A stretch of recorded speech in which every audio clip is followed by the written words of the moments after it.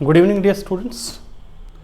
जैसा हमने आपको बताया था कि जीमन इफेक्ट में कुछ सपोर्टिव लेक्चर्स हैं, यानी जीमन इफेक्ट हमें अगर अच्छे से समझना है उसका मैथमेटिकल डिस्क्रिप्शन, तो हमें कुछ इसके सपोर्टिव लेक्चर्स हैं वो हमें करने पड़ेंगे।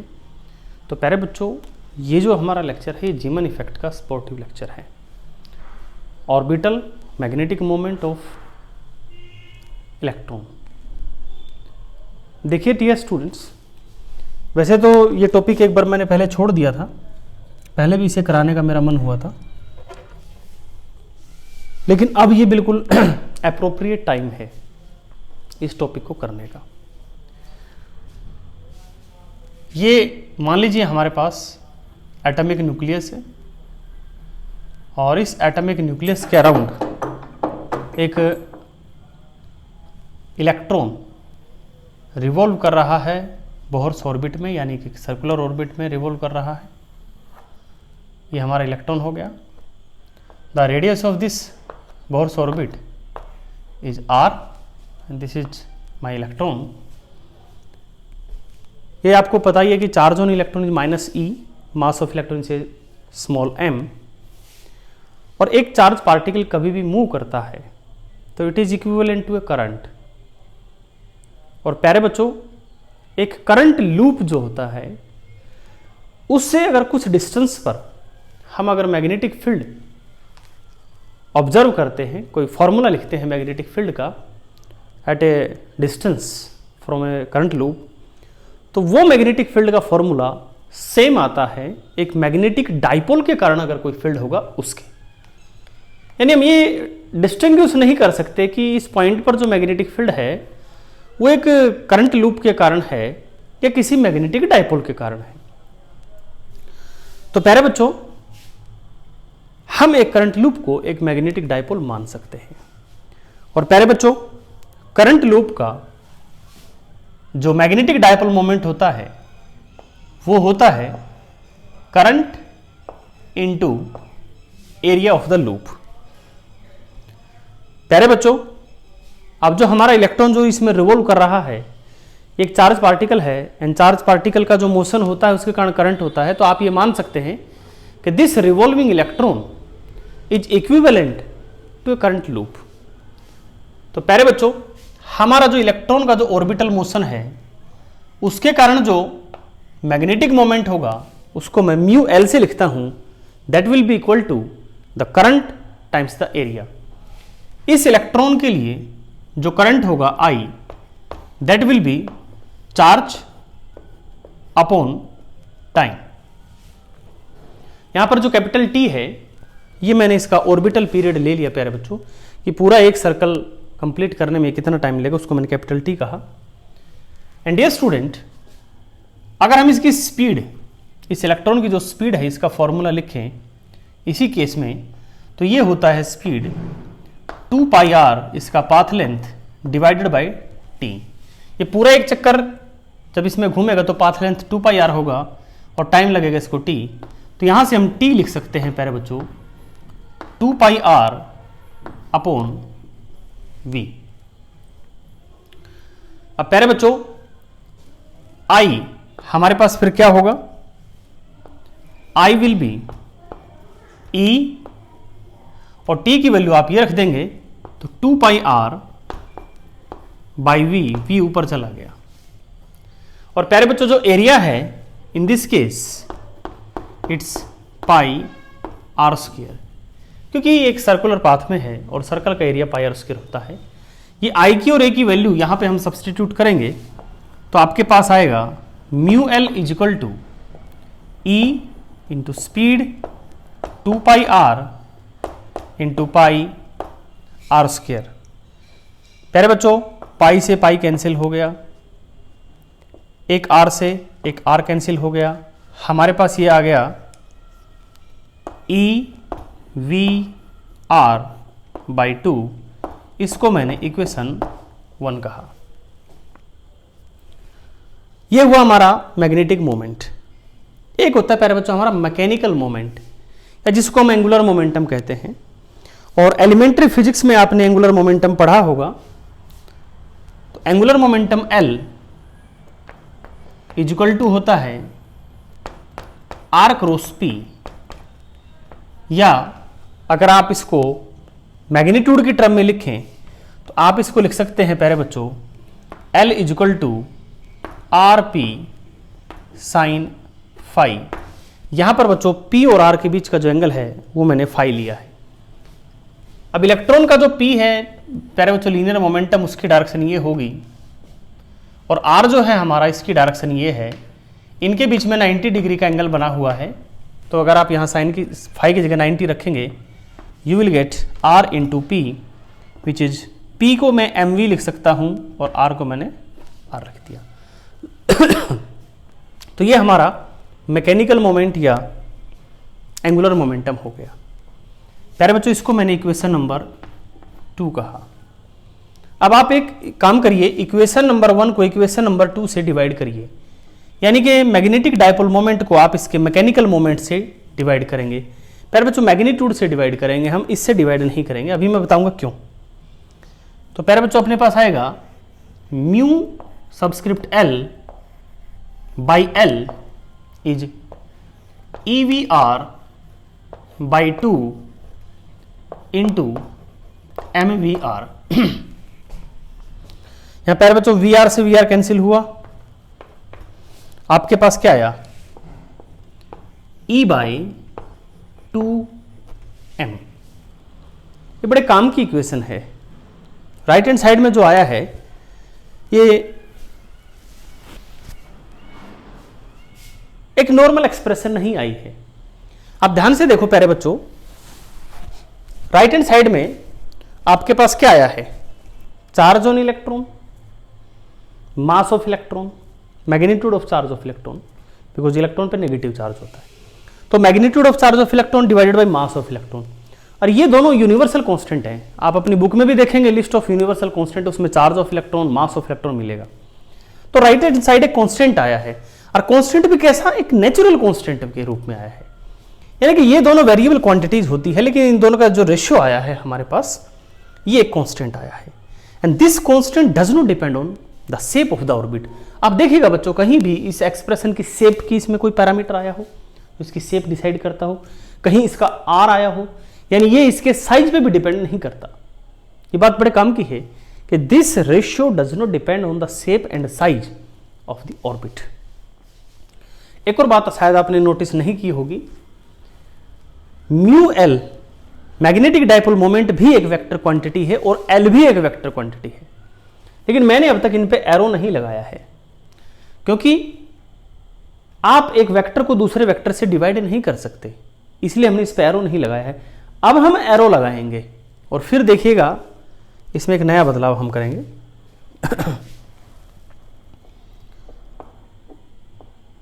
इन टर्म्स ऑफ वेक्टर, आपके पास mu L vector will be equal to E by 2M L vector और आगे माइनस। देखिए प्यारे बच्चों, आप ये मत सोचना कि सर हम ये माइनस लगा करके और शुरू से ही वेक्टर लिख लेते, बिल्कुल नहीं कर सकते थे आप, क्योंकि आपने जब इसको डिवाइड किया है, एक वेक्टर को दूसरे वेक्टर से डिवाइड नहीं कर सकते, ये क्योंकि division of vector is not defined. यहीं आप एरो लगा सकते हैं। और माइनस आगे क्यों आया है, ये इसलिए आया है प्यारे बच्चों, क्योंकि जो एंगुलर मोमेंटम की जो डायरेक्शन है, एंगुलर मोमेंटम मान लीजिए इलेक्ट्रॉन प्यारे बच्चों ऐसे घूम रहा है, अगर आप राइट हैंड रूल लगाएंगे ऐसे तो एंगुलर मोमेंटम ऊपर आ गया, लेकिन इलेक्ट्रॉन अगर यूं घूम रहा है तो प्यारे बच्चों ध्यान से देखो करंट कैसे होगा, करंट यूं होगा, फिर इसके कारण जो मैग्नेटिक डायपोल मोमेंट होगा that will be in opposite direction. तो ये समझ लीजिए कि म्यू एल और एल ये दोनों एक दूसरे के एंटी पैरेलल हैं, एक दूसरे के अपोजिट डायरेक्शन में है, इसलिए हमने ये यहां पे माइनस को इंट्रोड्यूस किया है। आगे बढ़ते हैं प्यारे बच्चों, mu L vector is minus E bye 2m L, मैं यहां लिख देता हूं एल, और इसके साथ अभी हम एक काम करेंगे, हमने इसको H लाइन से मल्टीप्लाई किया, H लाइन से डिवाइड किया और फिर इस एक्सप्रेशन को लिख दिया हमने इक्वल करके G minus G L mu B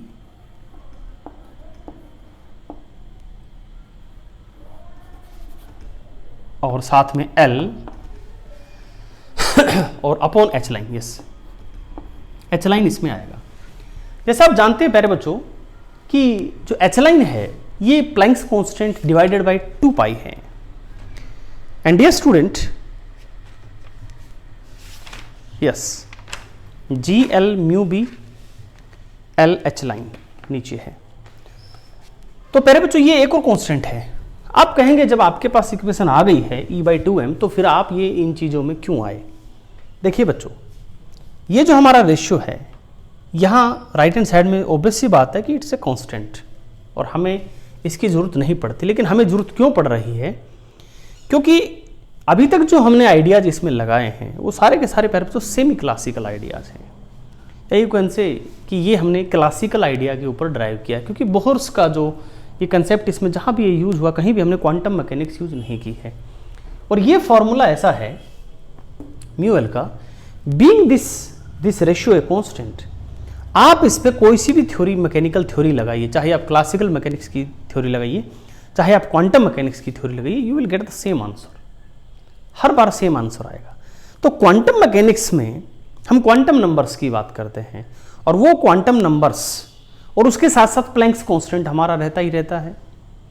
तो प्यारे बच्चों, उस क्वांटम नंबर को इसमें इंट्रोड्यूस करने के लिए we have to keep our L हमें साथ रखना पड़ेगा। तो हम यहां तक आगे नहीं रुक सकते। दूसरा बच्चों, अब यहां जो म्यू भी हमने लिखा है ये किसके बराबर है? तो ध्यान से देखिएगा प्यारे बच्चों, ये जो हमने एनसर्कल की है quantity E H line by 2m, this is equal to this ratio and this is known as Bohr's magneton या बोहर मैग्नेटोन। ये बोहर मैग्नेटोन है। एक्चुअल में ये बोहर मैग्नेटोन क्या है? It is the dipole moment of the smallest magnet of nature. दुनिया की जो सबसे छोटी मैग्नेट है उसका मैग्नेटिक डाइपोल मोमेंट इतना है EH लाइन बाय 2m। और इस क्वांटिटी को हमने कहा बोहर मैग्नेटोन क्योंकि हम किसी और एलिमेंट्री पार्टिकल का जब मैग्नेटिक मोमेंट एक्सप्रेस करेंगे तो हम वो इसकी टर्म में, म्यू बी की टर्म में करेंगे। तो आप इसको समझ सकते हैं कि एक नेचुरल यूनिट है to express magnetic dipole moment of elementary particles. Example के लिए हम आपको बता देते हैं कि जैसे चार्ज ऑन इलेक्ट्रॉन हमने कहा, magnitude of charge of electron कहा E, तो अब जितने भी एलिमेंट्री पार्टिकल्स हैं हम उन सभी का चार्ज कूलॉम में ना बता करके हम क्या कहते हैं कि दिस पार्टिकल है चार्ज +2e -2e -3e। ऐसे ही किसी भी चीज का जो डाइपोल मोमेंट है, मैग्नेटिक डाइपोल मोमेंट है, वो हम आगे से एक्सप्रेस करेंगे in terms of mu B कि इसका magnetic dipole moment 2 mu B है, 3 म्यू बी है, 10 म्यू बी है। और इसकी वैल्यू भी है प्यारे बच्चों, मैं इसकी वैल्यू लिख देता हूँ 0.927 इंटू 10⁻⁻³ एम्पियर मीटर स्क्वायर। ये हमारा इसकी बोहर मैग्नेटोन की वैल्यू है। चलिए, ये बात तो समझ में आई और ये भी समझ में आया कि H लाइन से क्यों मल्टीप्लाई किया, क्यों डिवाइड किया, क्यों। इसका फायदा ये हुआ प्यारे बच्चों हमें कि एक्चुअल में हम ये पता करने वाले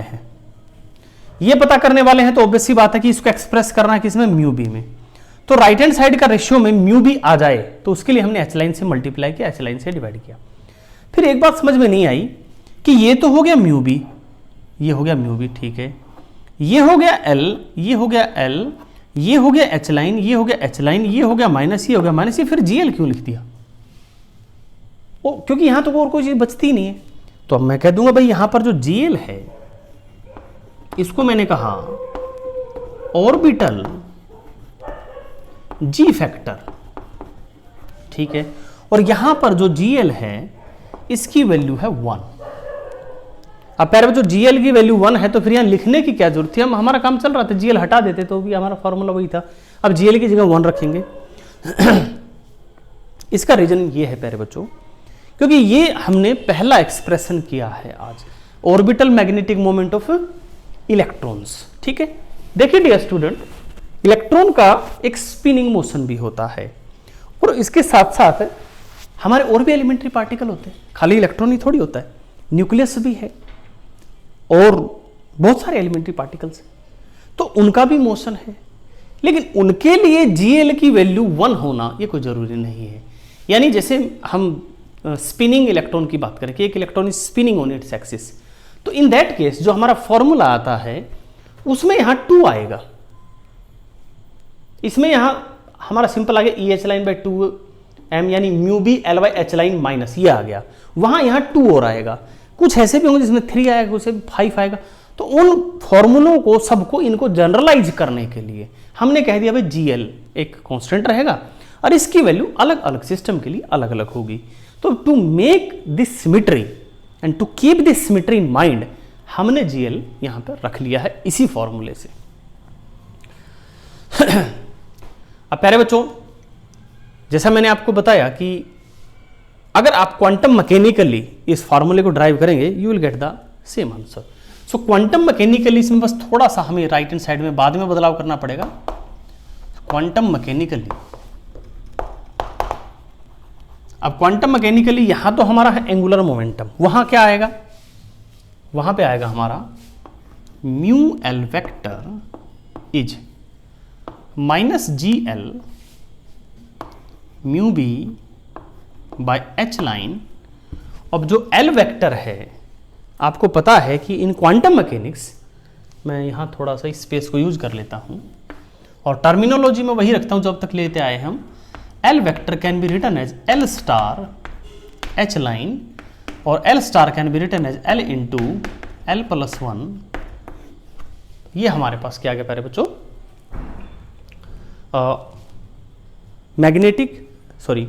angular momentum in terms of quantum mechanics. आप अब एक बात का थोड़ा सा यहां पे ध्यान रखेंगे कि ये जो वैल्यू है ये यहां पे सब्स्टिट्यूट करेंगे तो आपके पास क्या आएगा, L into L plus 1 H line and it's root. पर बच्चों लेफ्ट हैंड साइड में अब ये जो एरो है अब ये हमें हटाना पड़ेगा। रीजन क्या है, क्योंकि राइट हैंड साइड में कोई ऐसी चीज नहीं है जो हमें डायरेक्शन बताती हो। यहां तक ठीक है, आप क्वांटम मैकेनिकली ये फॉर्मूला लिख सकते हैं यहां एरो लगा करके, कोई प्रॉब्लम नहीं है। लेकिन अगर फॉर्मूले को इसमें हमने इसको एक्सप्रेस कर दिया, अब इसमें नहीं लिखेंगे एरो, क्योंकि अब इसमें बच्चों डायरेक्शनल एस्पेक्ट नहीं है इस राइट हैंड साइड वाले फॉर्मूले में, इसलिए we have to remove this arrow. अब प्यारे बच्चों H लाइन से H लाइन कैंसिल हुआ आपका, तो म्यू एल क्या आ गया, mu L is equal to minus GL mu B L into L plus 1 under root, और इसको मैं कह सकता हूं L स्टार। और ये आप जानते हैं कि L स्टार का एक नाम भी हमने बताया हुआ, it is the angular momentum in units of H line. 4 Z component of L। L यानी एंगुलर मोमेंटम जो हमारा क्वांटम मैकेनिक्स में है, उसके अगर हम Z कंपोनेंट की बात करें तो उसके लिए फॉर्मूला क्या होगा, क्योंकि जीमान इफेक्ट में बच्चों ये फॉर्मूला भी यूज होना है, ये वाला भी यूज होना है। तो म्यू L और इसके साथ मैंने Z लगाया प्यारे बच्चों, is equal to minus GL mu B by H line, और फिर यहाँ जो L है यहाँ पर हमारा LZ आ जाएगा, Z component of our L star. वैसे अगर आप चाहें तो अब इसमें एरो लगा सकते हैं। रीजन क्या है, क्योंकि हमें पता है कि its direction is of Z axis, आप चाहें तो लगा सकते हैं और इसमें भी लगा सकते हैं, क्योंकि एक वेक्टर क्वांटिटी है बट ये वेक्टर नहीं है। अब मैं यहाँ एरो लगा सकता हूँ, कोई प्रॉब्लम नहीं है। अब प्यारे बच्चों म्यू LZ इज, ये LZ की वैल्यू रख दो, सो म्यू LZ, ये एक्सप्रेशन भी हमारे जीमान इफेक्ट में काम आएगा, GL mu B by H line, और ये शायद होता है हमारा ML H line. Orbital magnetic quantum number. H line से एच लाइन कैंसिल हुआ प्यारे बच्चों, और आपके पास आ गया mu L Z is minus G L mu B M L. L subscript में ही ध्यान रखना। तो प्यारे बच्चों जीमान इफेक्ट में ध्यान रहे, हमारा ये फॉर्मूला और ये फॉर्मूला ये दोनों काम आएंगे। और इसके बाद हमारा यही सेम टॉपिक रहेगा इसके स्पिनिंग मोशन के लिए, फिर हम जीमान इफेक्ट पे आएंगे। देखूंगा अगर कोई और सपोर्टिव लेक्चर हुआ तो वो आपसे शेयर करेंगे। ठीक है प्यारे बच्चों, thanks for watching the video.